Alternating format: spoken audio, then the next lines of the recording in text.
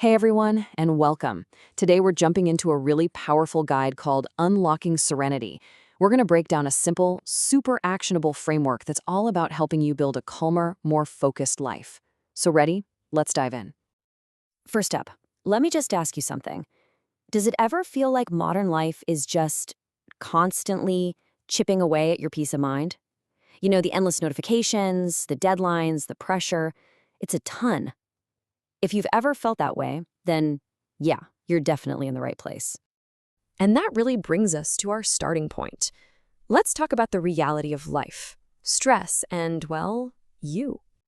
Let's just get one thing straight right off the bat. Life is stressful. That feeling of being totally overwhelmed, it's not some personal failure. Nope, it's a pretty much universal part of being human. So the very first step is just admitting that and knowing it is completely okay to feel this way. Okay, but here's where things start to get really interesting. The guide suggests a huge shift in how we even think about all the stress. It's all about the serenity that you yourself can create. So check this out. It's a huge contrast. We're so often told that peace is something we have to find somewhere out there, on a vacation or in a new job. But the truth, the really powerful idea here is that real, lasting serenity is something we actually create from within. I mean, just let this one sink in for a second. Serenity isn't something you find, it's something you create. This isn't just some feel-good quote. It's a total game changer. It takes the power away from all those external things and puts it right back where it belongs, in your hands. So what does that actually look like in the real world? Well, it's about getting a handle on your internal world, your thoughts, where you put your focus, your reactions, and putting your energy only on the things you can actually do something about. All right, so how in the world do we actually do that? The guide gives us this beautifully simple 3-step daily practice. Let's break it down.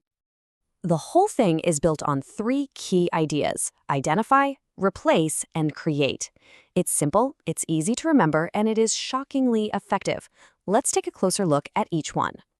First up, you identify. This is all about self-awareness. What are the specific people, situations, or even thoughts that just consistently steal your peace? Is it checking the news first thing in the morning? That one weekly meeting at work? You can't fix a problem until you know exactly what it is, right? Okay, next is step 2, replace. So once you pinpointed a trigger, you make a conscious choice to replace that passive worrying with some kind of proactive action. So instead of just stressing about a deadline, you figure out the very first tiny step you can take. This literally shifts your brain out of anxiety mode and into problem-solving mode. And finally, we have step 3, create. This is all about building a consistent habit that actually fuels your sense of calm before the day's chaos can even get to you. Consistency is everything here. So, what does a ritual even look like? Well, it could be just a few minutes of meditation, or maybe a quick journaling session to get all those thoughts out of your head. It could even be a super simple gratitude practice.